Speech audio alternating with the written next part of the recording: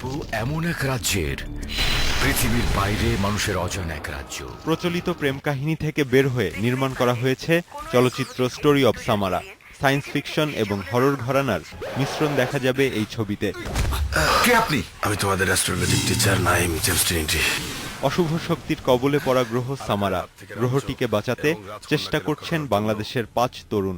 পৃথিবীতে তারা পরিচিত পঞ্চশক্তি হিসেবে। এই পঞ্চশক্তিকে খুঁজতে পৃথিবীতে আসে ভিন গ্রহের বাসিন্দা, আর এভাবেই এগিয়ে যায় ছবির গল্প। 2013 সালের আগস্টে শুরু হওয়া এই ছবির কাজ শেষ হতে সময় লাগলো প্রায় 2 বছর। সায়েন্স ফিকশন এবং হরর ঘরানার ছবি হওয়ায় এতে ব্যবহার করা হয়েছে প্রচুর ভিএফএক্স এবং অ্যানিমেশন।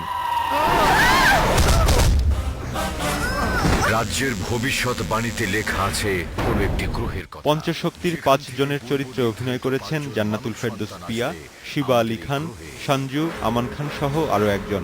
ছবির গুরুত্বপূর্ণ 2টি চরিত্রে অভিনয় করেছেন শিমুল খান এবং পরিচালক রিকিয়া মাসুদও। আরও আছেন এটিএম শামসুজ্জামান, কাবিলা, চিত্রলেখা গুহ।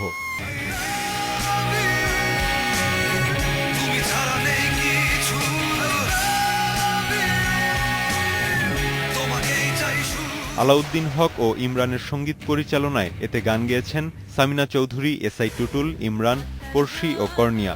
ছবিটি প্রযোজনা করেছে ভার্টেক্স প্রোডাকশন। দেশের 50টিরও বেশি প্রেক্ষাগৃহে মুক্তি পাওয়ার কথা রয়েছে ছবিটির।